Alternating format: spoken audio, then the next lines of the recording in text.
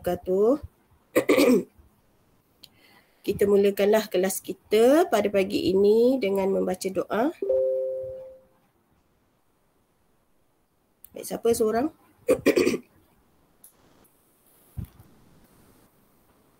Baca doa, please.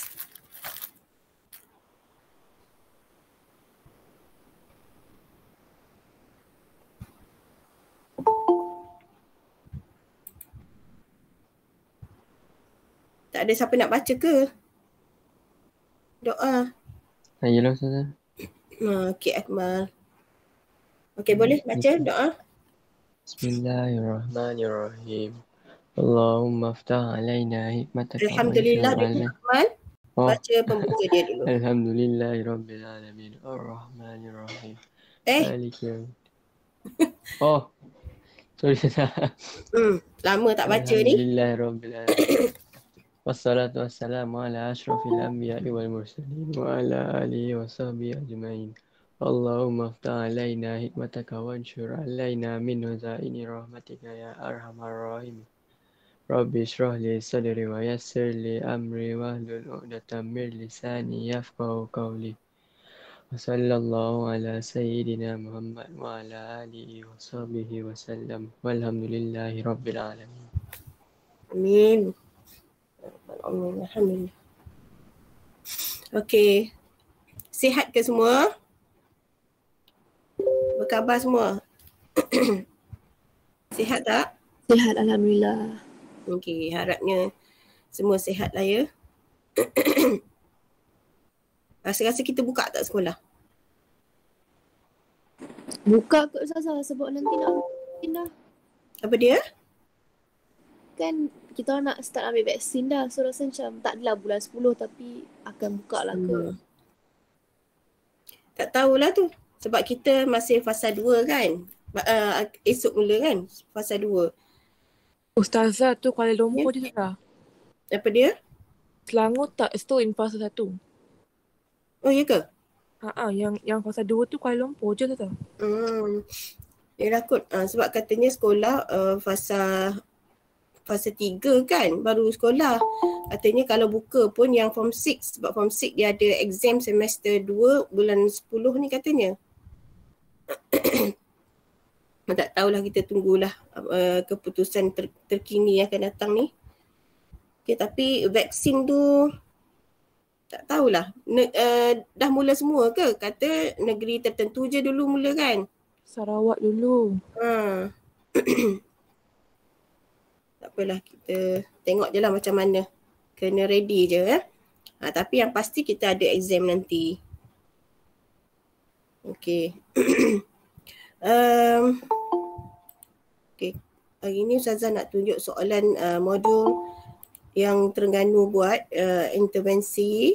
So kita nak tengok lah, nak try tengok. Hari ni kita tengok hadis je dulu.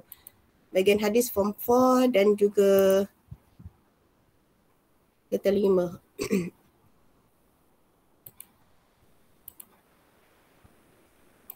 Okay, nampak? Nampak tak dekat skrin? Nampak? Nampak Ustazah? Yang ni modul yang digunakan sekolah-sekolah dekat Terengganu, dia modul intervensi pembelajaran SPM 2021.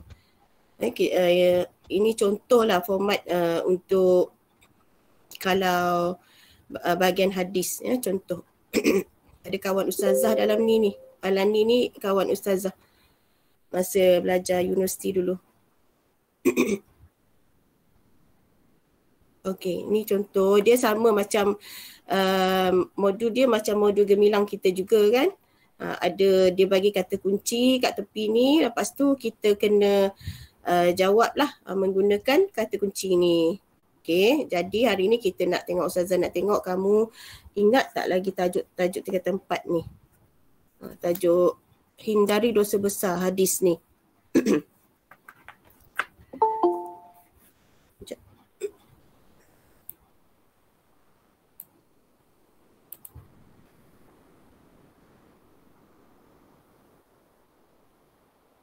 Untuk modul kita, modul gemilang kita dah jawab kan hari tu. Untuk tajuk ni kan.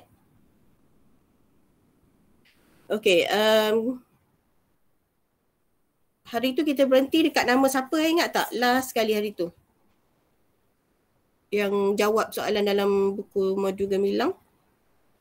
Dekat siapa itu berhenti, ingat tak? Husna Zazah. Last sekali Husna. Ya. Okey, Ammar kot. Amal pula. Rasanya Ammar. Sebab saya tak last sekali. Ammar ke? Kalau Ammar, lepas ni Azril. Betul? Lepas Ammar Azril. So mula daripada Azril dulu. Azril boleh? Azril baca ayat. Baca hadis ni dulu.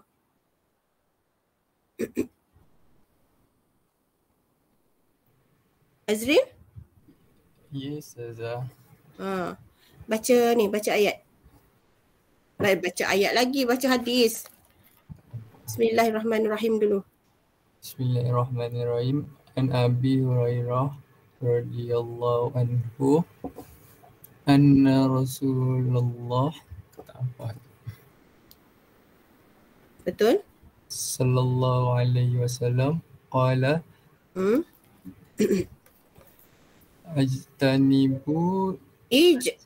ijtanibus sab'an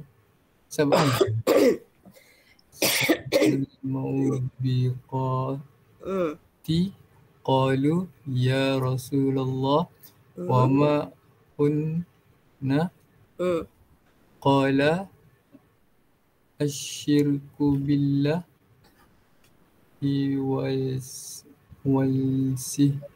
wasihru wa qatlun nafsil harallahi illa bil haqqi wa aklur riba wa aklu maliyatim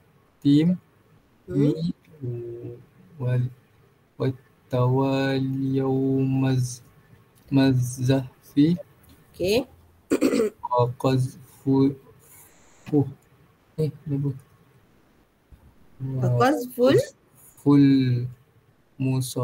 musanatil mu'minatil ghafilati. Okey. Bacaan hadis okeylah. Cuma kurang lancar ya.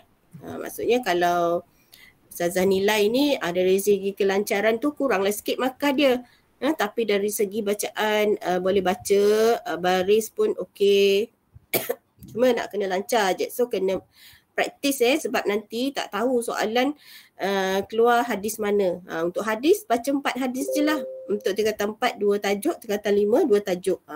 Baca supaya kamu lancar. Ya Azril? Yang lain-lain pun sama juga tau.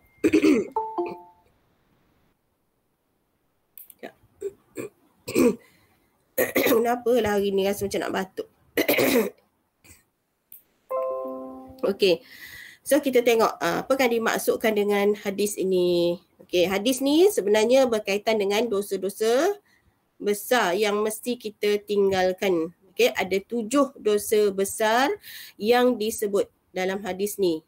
Ijtanibu as-sab'al mubiqat. As-sab'a 7 al-mubiqat ni adalah dosa-dosa besar.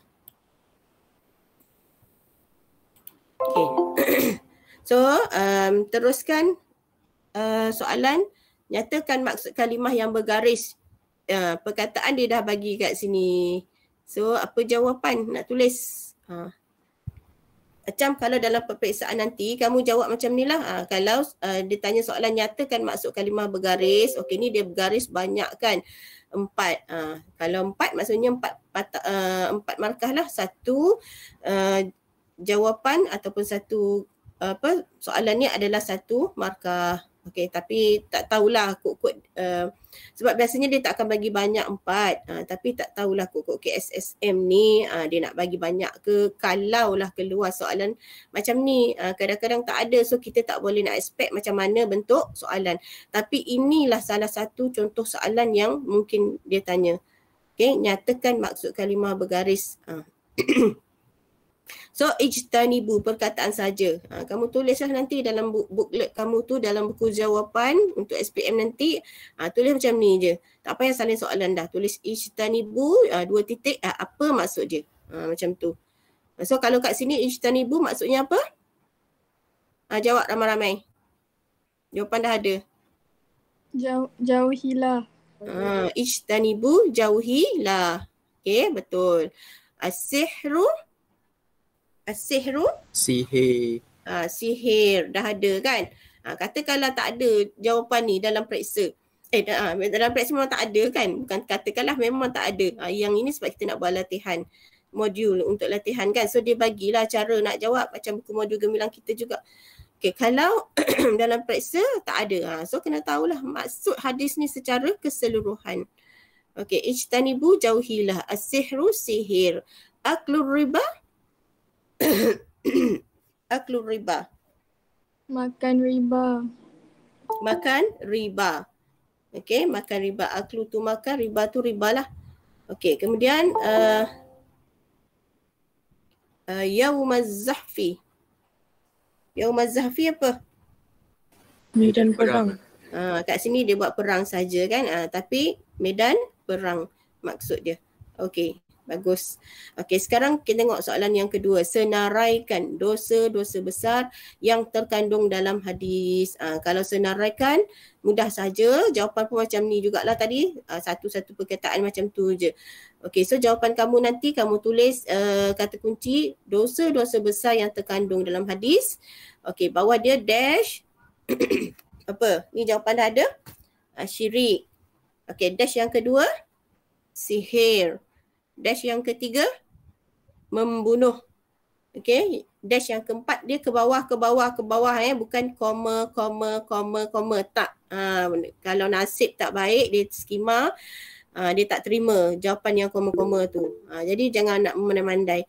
Ikut apa yang Ustazah ajar untuk cara jawab pendidikan Islam. Dia ke bawah macam ni jawapan dia.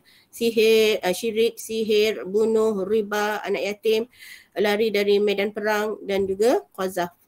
Maksudnya dash ke bawah. Macam ni lah jawapan dia. Okey? Kemudian yang ketiga, apakah maksud syirik jali dan berikan contohnya? Okey, dia bagi kata kunci sekutukan Allah.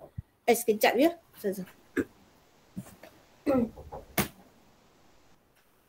Banyak lupa.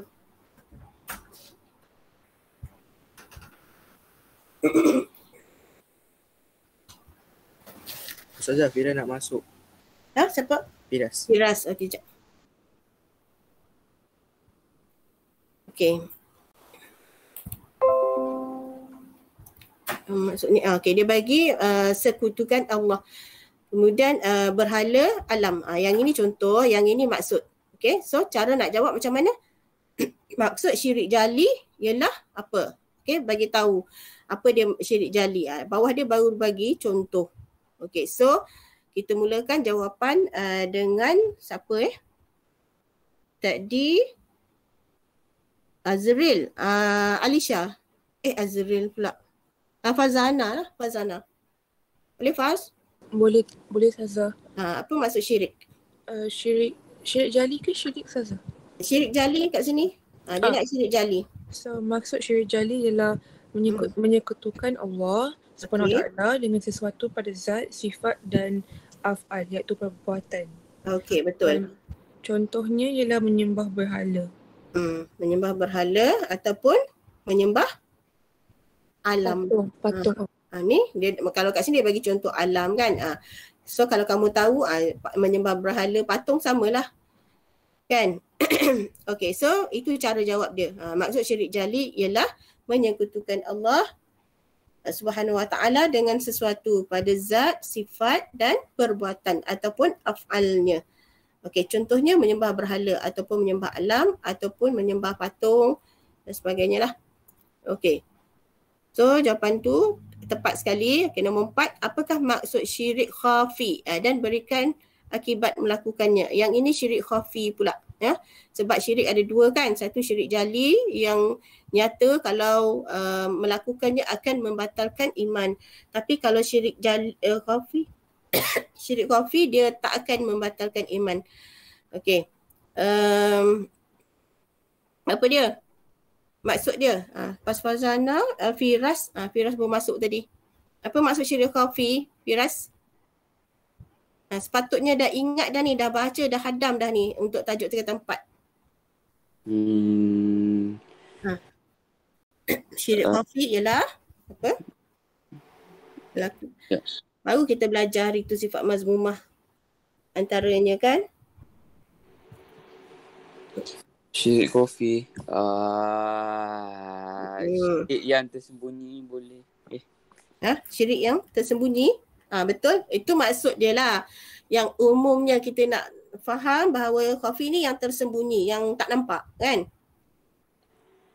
Melakukan sesuatu amalan bukan kerana Allah. Betul.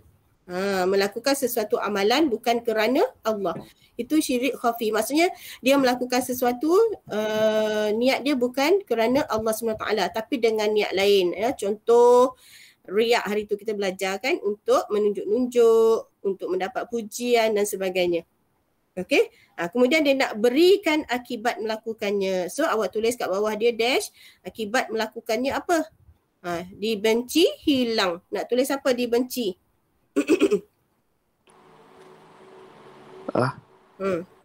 Dibenci siapa?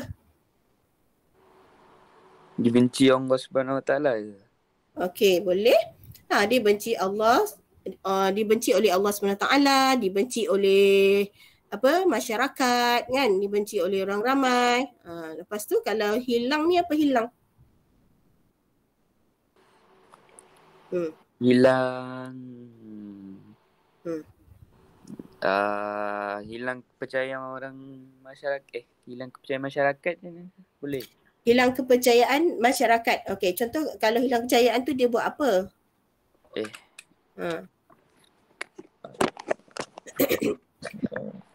Kalau dia menipu, dia berbohong, bolehlah hilang kepercayaan kan? Hilang keimanan kepada Allah Subhanahu Wa Taala. Hilang keimanan kepada Allah. Boleh terima tak yang lain? Hilang keimanan. Iman dia boleh hilang. Betul? Hilang? Yang lebih tepat lagi hilang apa? Hilang pahala. Hilang pahala bagi sesuatu amalan. Maksudnya kalau dia buat banyak mana pun pahala tu akan hilang begitu sahaja, sia-sia. Kan? Hari tu ada Ustazah terangkan. Ingat tak? Ada hadis lagi hari tu Ustazah sebut. Maknanya kalau dia melakukan perkara-perkara syirik khafi ni, walau banyak mana pun amalan baik yang dia buat, semuanya sia-sia, tak dikira oleh Allah Subhanahu Wa Taala. So macam itulah cara nak jawab ya, hilang pahala sesuatu amalan. Okey. Kemudian yang kelima, sihir ialah perbuatan yang memudaratkan orang lain dengan bantuan jin dan syaitan. Jelaskan 2 kesan perbuatan sihir terhadap masyarakat. Okey, kat sini soalan jelaskan. Lepas tu dia nak 2 kesan. Okey, cara dia dapat soalan macam ni, gariskan jelaskan, kata tugas dia nak jelaskan. Lepas tu gariskan 2 kesan ni, dia nak 2 kesan perbuatan sihir terhadap masyarakat. So jawapan 2 kesan perbuatan sihir terhadap masyarakat. Okey, bawah dia dash. Ingat, lepas tu dia nak satu lagi masyarakat ya, bukan individu. So ada 3 perkara yang penting dalam ni. Satu jelaskan, 2 kesan perbuatan sihir, satu lagi terhadap masyarakat ni. Okey. So apa jawapan dia nak jawab? Kalau kat sini dia dah bagi pergaduhan fitnah. Haiman. Cuba jawab Haiman. Kalau saya buat menimbulkan pergaduhan antara masyarakat boleh Ustaz? Menimbulkan pergaduhan dalam masyarakat. Okey, betul tak jawapan tu? Jawapan tu betul. Okey, kemudian tengok menjawab soalan jelaskan ke tidak? Jawapan tu lengkap, jawapan tu orang faham. Lepas tu jawapan tu mengandungi 4 atau 5 perkataan kan. Okey. So jawapan tu betul lah. Okey. Ulang balik jawapan dia tadi Haiman. Menimbulkan pergaduhan dalam masyarakat. Okey, bagus. Menimbulkan pergaduhan dalam masyarakat ataupun mencetuskan pergaduhan dalam masyarakat. Okey, bagus. Yang kedua fitnah. Fitnah berleluasa dalam kalangan masyarakat. Boleh juga. Fitnah berleluasa dalam masyarakat. Okey, ataupun menimbulkan fitnah dalam masyarakat. Okey, yang lain boleh tak? Yang lain? Okey. Ya? Ada yang tanya ke? Tak. Saya kata boleh. Boleh, okey. Soalan 6. Jelaskan akibat perbuatan membunuh terhadap keluarga mangsa. Okey, susah porak peranda. Soalan jelaskan juga. Dia nak akibat juga. Akibat perbuatan membunuh terhadap keluarga mangsa. So kena faham soalan dia. So apa kesan dia? Yang pertama jelaskan Haryani.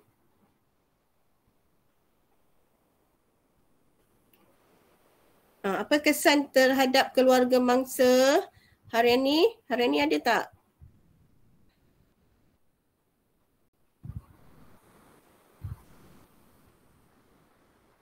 Ustazah, hari-hari tak ada. Dia tak masuk ya? Tak ada. Tak masuk kot. Okey. Bawah Haryani, Husna? Okey, Husna. Akibat perbuatan membunuh terhadap keluarga mangsa, yang pertama, susah. Apa susah? Memberi kesusahan kepada keluarga mangsa yang dibunuh. Yang kedua, kehidupan masyarakat menjadi porak-peranda. Okey, yang pertama tu awak kata memberi kesusahan kepada keluarga mangsa. Okey, boleh. Memberi kesusahan ataupun menyusahkan. Tulis menyusahkan teruslah. Ya, menyusahkan keluarga mangsa yang dibunuh ataupun keluarga mangsa pembunuhan. Ya, menyusahkan keluarga mangsa yang dibunuh ataupun keluarga mangsa pembunuhan. Okey, betul. Yang kedua, porak-peranda, kehidupan masyarakat menjadi porak-peranda. Okey, ataupun memporak-perandakan kehidupan masyarakat. Boleh. Tukar je subjek predikat tu. Okey, boleh Itu soalan nombor 6. Soalan nombor 7, huraikan. Yang ini soalan huraikan. Kesan riba terhadap ekonomi umat Islam. Ada lumpuh, ada penindasan. So kalau macam ni, dia tak bagi, dia nak berapa? Dia nak 2 ke, 3 ke, 4 ke, dia tak sebut kan. So kamu kena tengok markah dia. Kalau markah dia dekat hujung tu dia tulis 2 markah, maksudnya dia nak 1 sahaja jawapan. Kalau 4, maksudnya 2 jawapan. Okay? So huraikan kesan riba terhadap ekonomi umat Islam. Senang sangat ni. Dia bukan huraikan, sepatutnya jelaskan saja. Kalau huraikan, kena panjang lah jawapan dia. Ada isi, ada huraian macam tu. So kalau macam ni nak jawab, dia dah bagi isi, so boleh je jawab. Tambah dengan huraian lah sebab huraikan. Lepas siapa tadi? Husna, Ili. Ili, cuba Ili. Saya Zaza. Kesan riba terhadap ekonomi umat Islam, melemahkan ekonomi umat Islam. Kena ada huraian Zaza. Sebab dia nak huraikan ni. Kalau jelaskan boleh jawab pendek macam tu tadi. Menumpukan ekonomi umat Islam. Kerana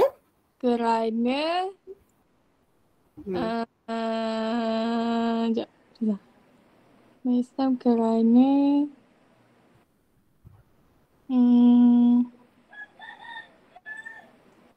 bunyi ayam berkokok. Ya, Zazah. Lama tak dengar ayam. Saya tengah boleh Zazah. Melupakan ekonomi umat Islam kerana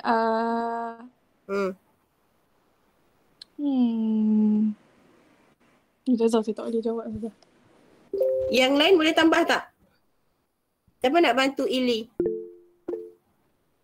Kerana kes jenayah meningkat. Zazah, Amir kata kerana kes jenayah meningkat Zazah. Siapa jawab tadi tu? Amir Hakimi. Amir Hakimi. Okey, melumpuhkan ekonomi umat Islam kerana jenayah meningkat. Betul tak? Betul lah. Betul lah jawapan tu. Sebab apa? Macam mana boleh melumpuhkan ekonomi tu? Sebabnya jenayah meningkat. Ni jenayah riba ni jenayah secara tak nampak kan. Benda tu boleh lah. Ataupun jawab je Ili apa-apa melumpuhkan ekonomi umat Islam kerana melakukan larangan Allah. Boleh je, tak apa, tak ada masalah. Boleh. Oh, okey. Asalkan dia nak tengok. Sebab dia memang betul kan. Riba tu kan larangan Allah. Kan. Okey, kemudian soalan nombor 8. Nyatakan 2 contoh penggunaan harta anak yatim yang tidak dibenarkan syarak. Okey, ni nyatakan sahaja. So jawapan tak perlu panjang. So awak tulis jawapan, dia punya kepala tajuk dia 2 contoh penggunaan harta anak yatim yang tidak dibenarkan. Okey, dash bawah dia belanja peribadi salah guna. Lepas Ili, Julia, cuba Julia.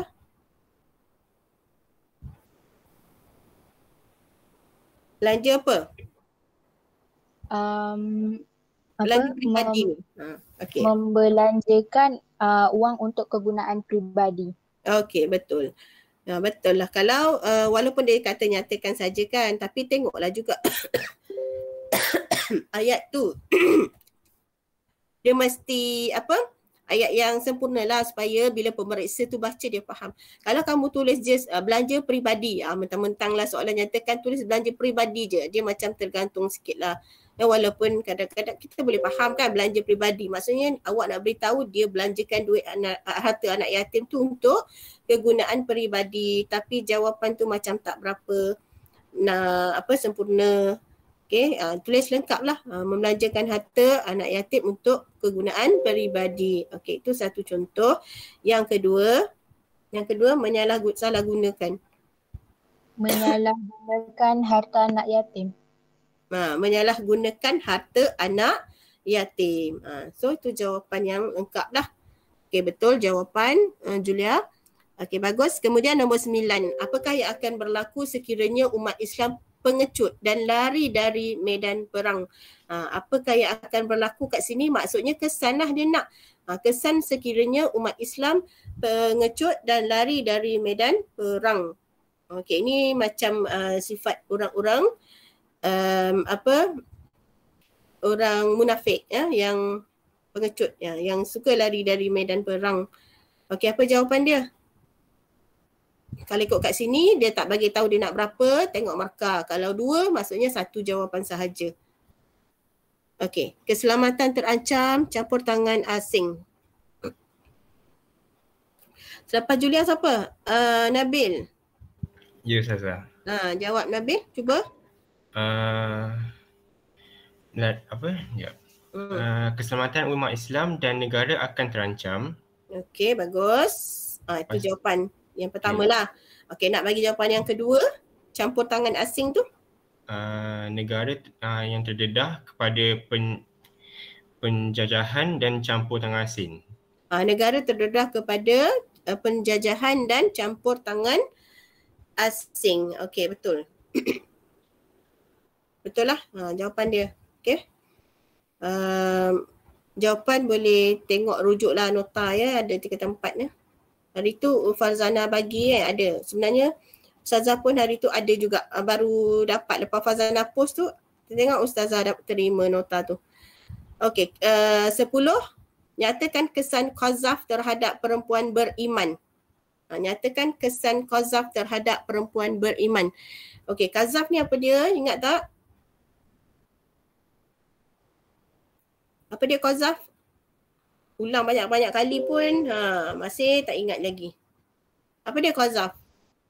Menuduh wanita baik melakukan penzinaan tanpa membawa saksi. Okey, bagus. Itu betul menuduh. Maksudnya kalau dia tuduhan dia tu salah, dia akan kena hukuman sebanyak berapa kali? Hari tu kita belajar jenayah dalam Islam. Berapa kali sebatan? 80. Ya, betul. 80 kali sebatan. Okey, nyatakan kesan dia. apa dia? Jatuh maruah. Okey, macam mana nak bagi cantik sikit ayat dia walaupun soalan nyatakan sahaja. Sambunglah siapa lepas Nabil, Amir. Amir Hakimi. Menjatuhkan maruah perempuan beriman. Menjatuhkan maruah perempuan beriman. Menjatuhkan maruah perempuan. Boleh je. Menjatuhkan maruah perempuan yang dituduh. Boleh je. Tak ada masalah. Okey, betul lah tu Amir. Okey, nombor 11, terangkan dua pengajaran hadis di atas. Okey, terangkan maknanya mesti jawab format pengajaran lah. Ada PIH. Okey, jauhi syirik, rosak akidah, amalan urus harta, hak terpelihara. Maksudnya dia dah bagi dah ni isi dengan huraian sekali. So macam mana nak sambung? Adam? Adam wujud tak hari ni? Tak ada juga Sebenarnya belum Ustazah. Adam ni kan dia memang tak masuk kelas pagi, tengah hari dia masuk ke? Tengah hari masuk. Habis tu habislah Ustazah kelas pagi selalu tak masuk lah kelas Ustazah. Jadual Ustazah memang kelas pagi, nak buat macam mana? Adam ni lah, ya Allah. Tak tahu nak cakap apa. Kalau Ustazah tanya dia pun dia bagi alasan yang sama sahaja.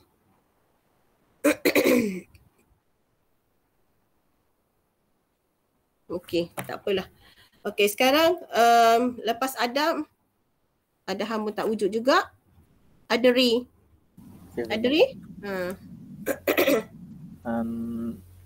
Kita hendaklah sentiasa memelihara diri daripada perbuatan syirik kerana syirik boleh merosakkan akidah. Okey, bagus sangat. Okey, kita hendaklah menjauhi perbuatan syirik kerana ia boleh merosakkan akidah.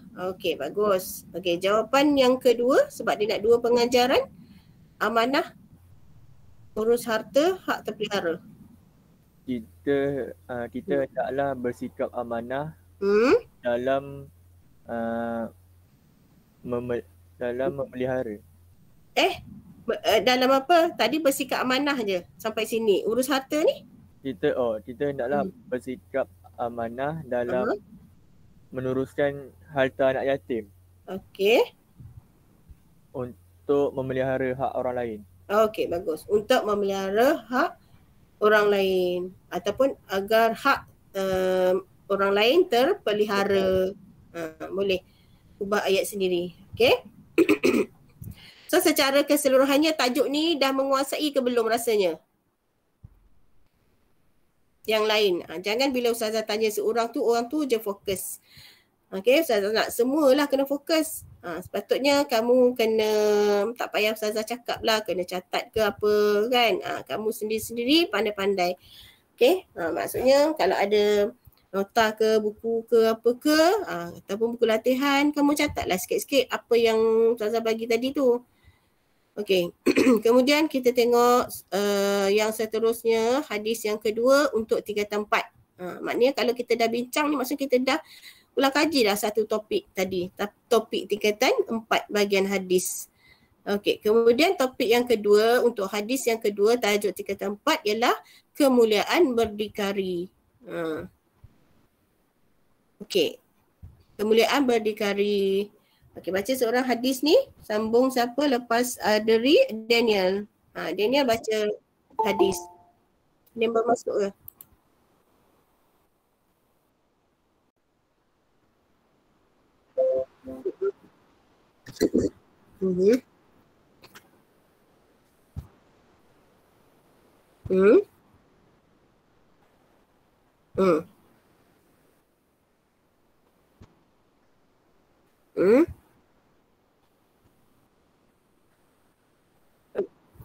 Fayu'tihi.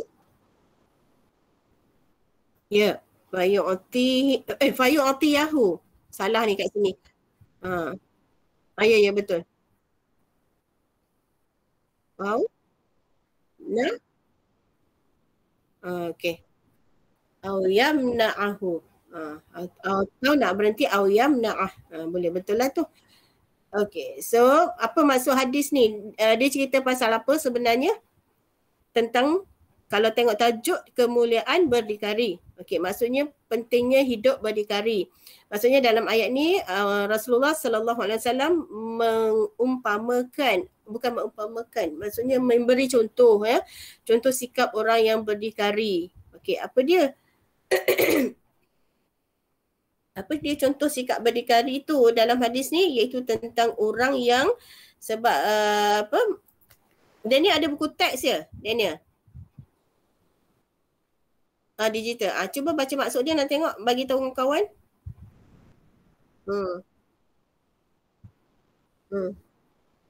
Okey. Menanggungnya.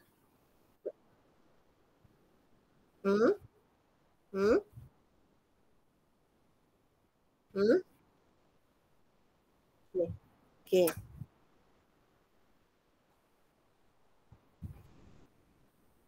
Okey, betul. Okey, itu maksud hadis Jadi kalau Daniel sendiri faham tak maksud hadis ni sebenarnya? Jika seseorang daripada kamu mengumpul kayu api dan menanggungnya di atas belakangnya untuk dijual, pasti lebih baik daripada dia meminta-minta kepada seseorang lalu orang itu memberi kepadanya atau menolaknya. Okey. Kan tu?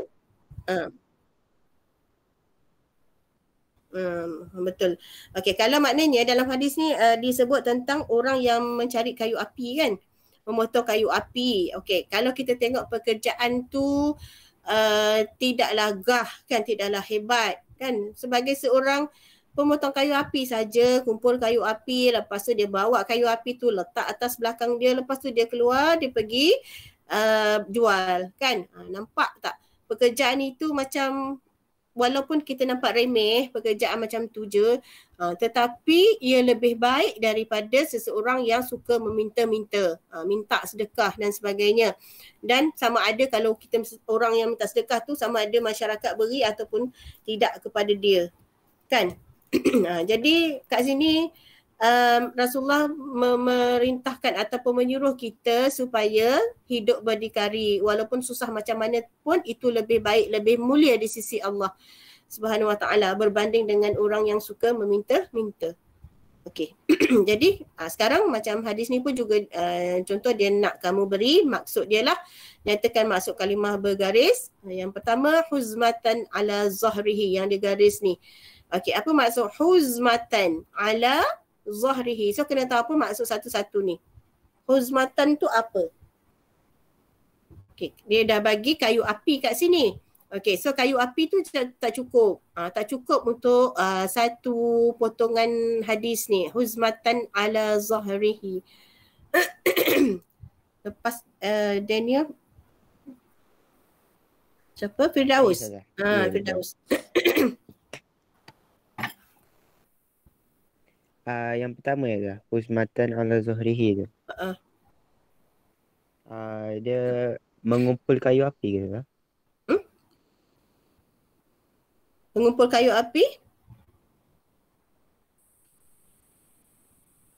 Ala zahrihi ni apa? Betul dah, kayu api tu huzmatan. Kayu api ala zahrihi, atas zahri. Baca alam nashrah kan? Ada. Alam nashrah laka sadrak. Zahrihi, apa maksud dia? Di atas belakangnya. Di atas belakangnya. Zahrihi maksudnya belakangnya. Okey, maksudnya kayu api atas belakangnya. Itu maksud dia. Boleh? Boleh lah. Okey. Kemudian yang kedua meminta jawapan dia min an yas'ala. Min an yas'ala.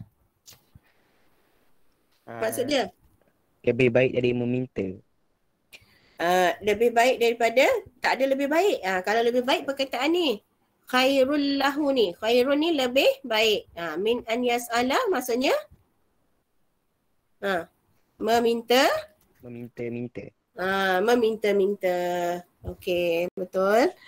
Okey, kemudian fayu'tihi. Fayu'tiyahu. Kat sini baris salah ni. Fayu'tiyahu. Fayu'tiyahu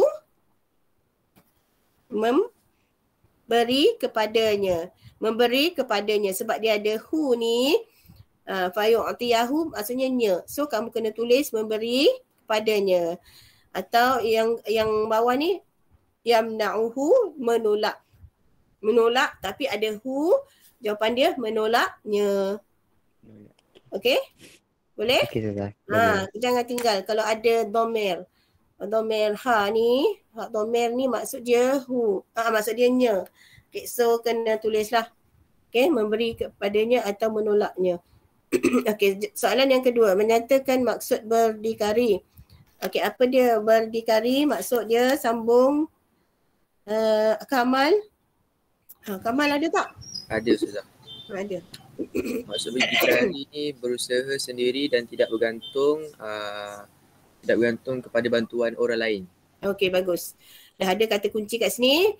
Berusaha sendiri dan tidak bergantung kepada bantuan orang lain. Betul. Okey, jelaskan konsep berdikari. Okey, konsep dia nak jelaskan.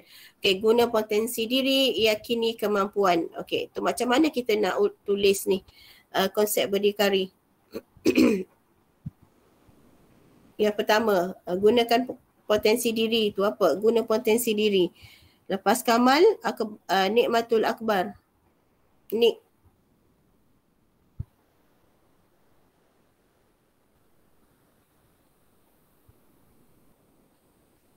Ada Nik?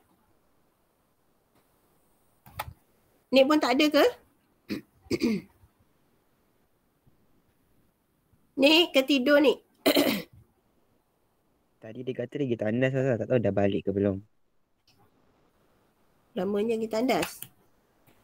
Lama dah pergi tandas. Sakit perut. Sakit perut. Okey, Nisrin? Nisrin ada?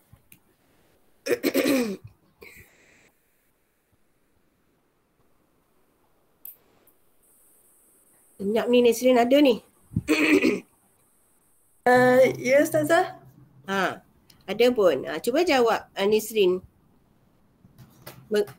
Untuk soalan tu. Konsep berdikari. Okey, dia nak soalan jelaskan konsep berdikari. Dia dah bagi kata kunci guna potensi diri. Maksudnya menggunakan potensi diri untuk apa?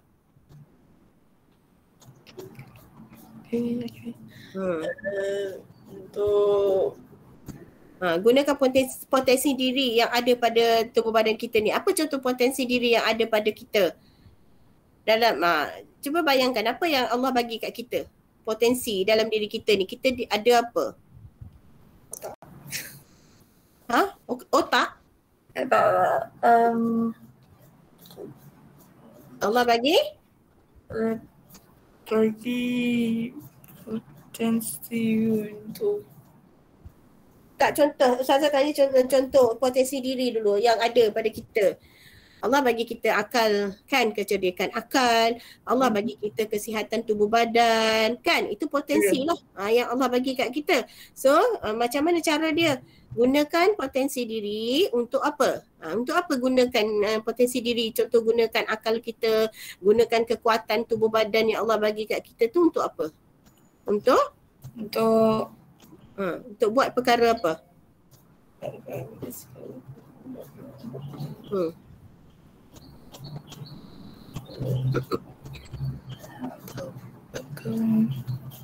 Ni sini ada nota kan. Hari tu Fazana dah share nota.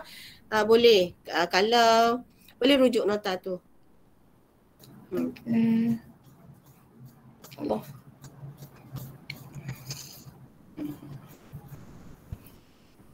Kita ada kekuatan kecerdikan akal, kita gunakan untuk perkara yang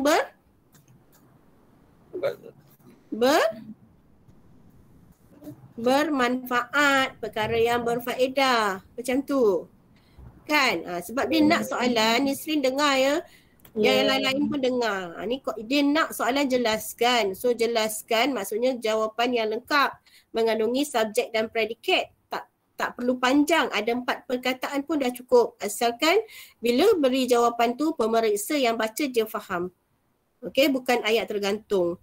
Okey, jadi kat sini dia dah bagi kata kunci. Okey, kat sini sebab kita just buat latihan, so dia dah bagi. Dalam periksa dia tak bagi pun.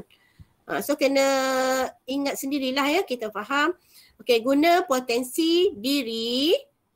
Tak payah panjang-panjang, tak payah sebut pun apa dia potensi diri tu, kekuatan akal ke apa benda tak payah sebut. Guna potensi diri untuk perkara yang bermanfaat. Sudah.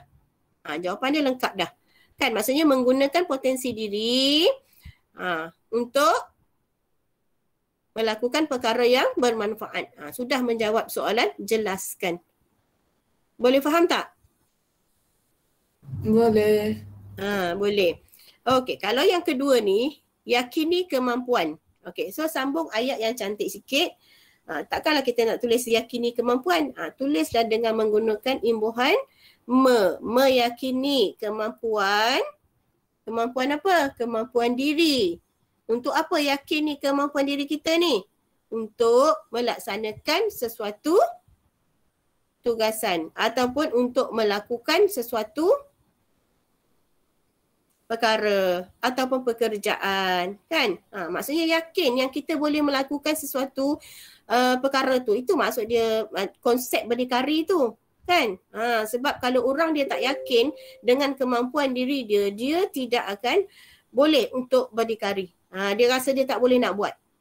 Tu maksudnya orang yang tak boleh nak berdikari lah. So mesti ada keyakinan dalam diri dia, mesti ada kemampuan confident untuk melakukan sesuatu. Okey, boleh tak orang lain? Yang lain-lain? Boleh kan selain daripada Nisrin tadi? Okey, kemudian soalan yang keempat, okey, jelaskan kelebihan berdikari daripada aspek berikut. Kelebihan berdikari daripada aspek berikut. Soalan jelaskan juga. Yang ini dia nak aspek agama, dari segi agama. Yang kedua dari segi ekonomi. Dia dah bagi dah contoh. Kalau dari segi agama dipandang tinggi oleh ekonomi halal. So jawapan dia macam mana nak tulis? Siapa giliran? Lily. Ya, cikgu. Okey, Lily. Cuba jawab soalan nombor 4 tu. Untuk yang agama, menjadikan Islam dipandang tinggi. Untuk ekonomi, mendapat sumber pendapatan yang diyakini halal. Mendapatkan sumber pendapatan yang diyakini halal. Okey, bagus. So jawapan tu menjawab soalan jelaskan kan. Maksudnya jawapan tu lengkap. Tadi Lily kata yang pertama tu menjadikan agama Islam dipandang tinggi. Okey. Kalau nak tambah sikit boleh je dipandang tinggi oleh masyarakat lain. Tambah sikit cantik lagi kan ayat tu. Boleh juga. Okey, kemudian ekonomi tadi mendapat sumber pendapatan yang diyakini halal. Okey, bagus. Tapi kata kalau dia tanya soalan terangkan, maka kena beri huraian. Huraian ada kata hubung lah. Okey, contoh kata hubung dia menjadikan Islam dipandang tinggi kerana umatnya rajin berusaha. Kita ubah macam tu je. Kan? Boleh faham ya konsep jelaskan, terangkan? Kita ubah sendiri mengikut ayat yang sesuai. Kalau terangkan, gunakan kata hubung. Boleh? Okey, sekarang kita nak tanya. Boleh? Contohlah kalau Kamal. Kamal tanya. Soalan dia tu, contoh kita jelaskan ni, lepas tu dari aspek agama. Kita tak jawab soalan tu ikut skema. Jawapan kita lain tapi dia betul. Dia betul. Dia logik. Dia macam ni Kamal. Pengalaman Ustazah menanda kertas macam tahun lepas pun Ustazah menanda lagi. Tahun lepas menanda online. Tahun ni pun online juga ni rasanya. Okey, dia macam ni. Dia skema jawapan yang dia beri tu, dia beri jawapan dah ada kan? Macam untuk soalan nombor 4 ni contohnya dari segi agama dia dah bagi dah. Mungkin ada 2 atau 3 jawapan yang kalau memang murid jawab macam tu tepat, okey akan automatik akan dapat markah lah. Tapi kadang-kadang dia tulis kat bawah tu mana-mana jawapan munasabah diterima. Kan maksudnya kalau jawapan yang munasabah walaupun tak ada pada skema jawapan tu dia terima. Okey, kadang-kadang tak ada tulis mana-mana jawapan munasabah diterima, nanti dia akan, masa kami bincang, semua pemeriksa kertas tu akan mesyuarat.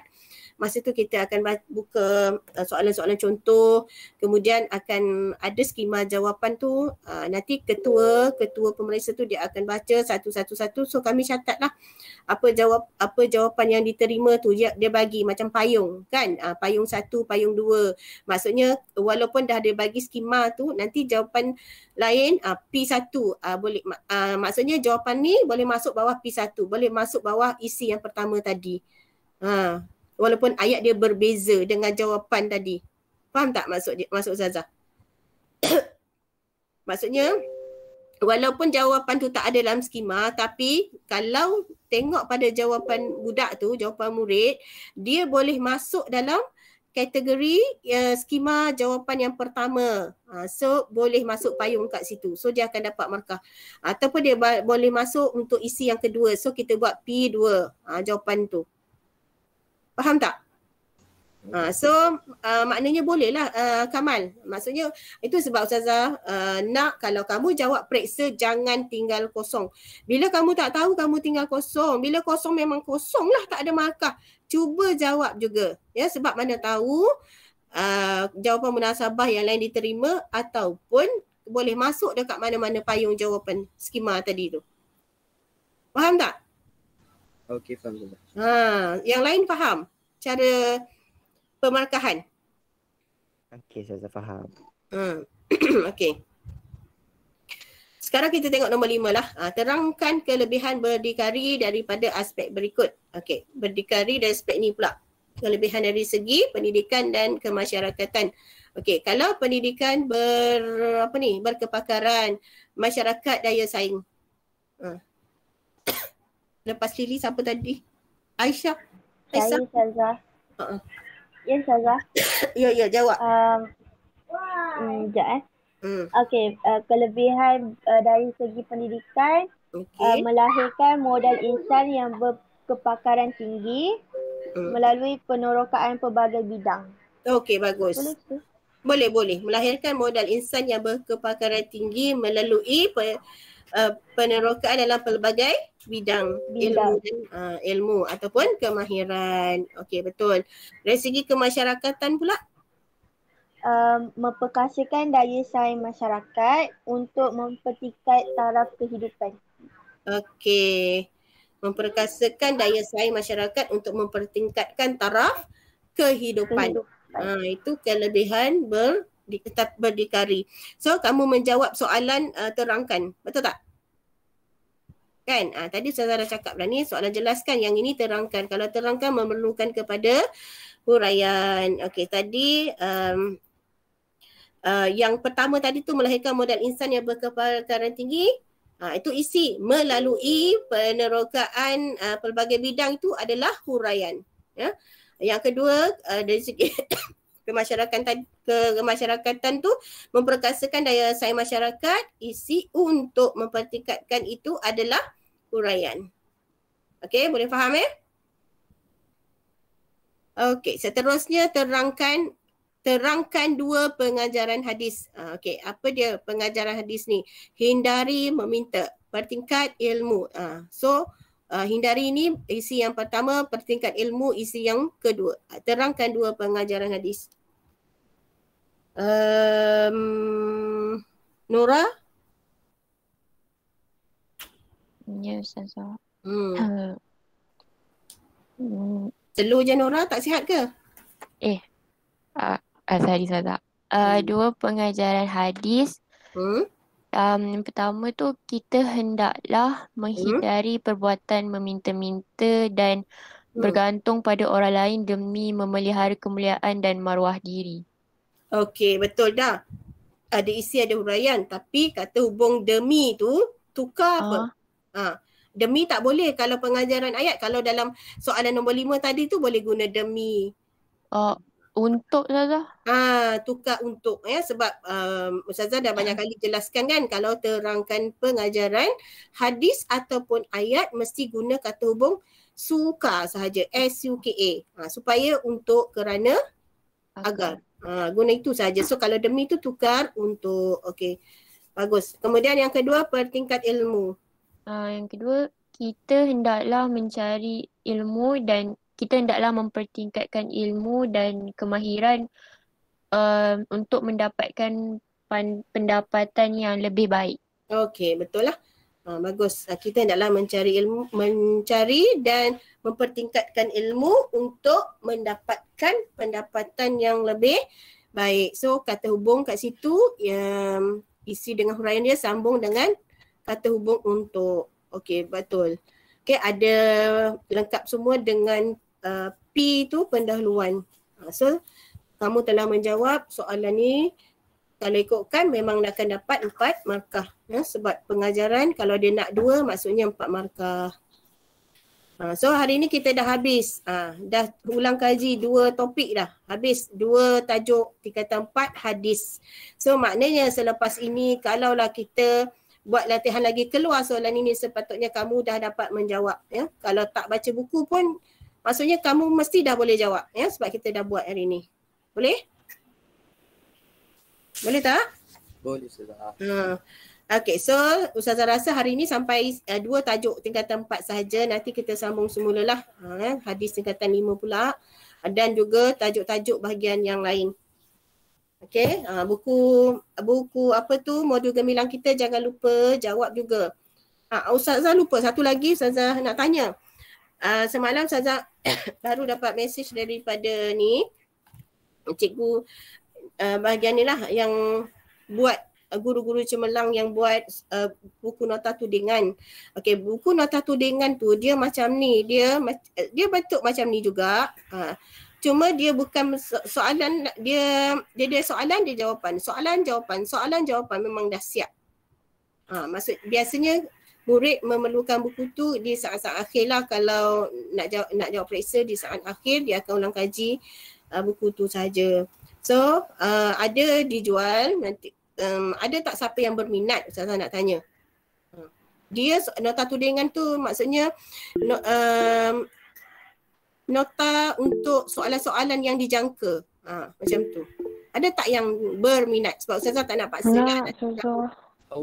Nota nak. Saya nak Ustazah. Semua nak ke?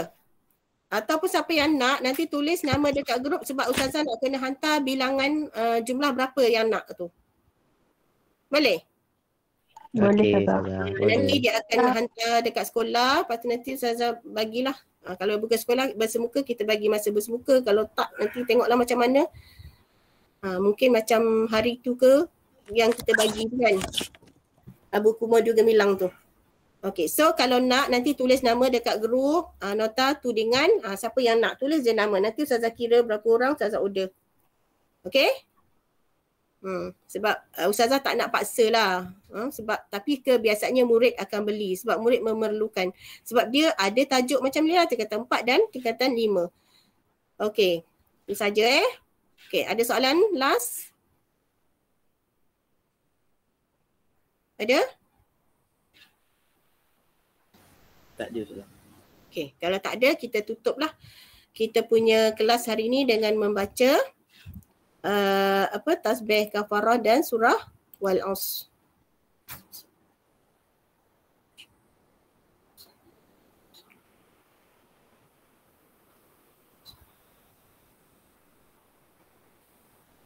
Okey, terima kasih semua yang hadir. Kita tengok siapa tak hadir tu. Okey, Assalamualaikum warahmatullahi wabarakatuh. Terima kasih Ustazah. Terima kasih Ustazah. Sama.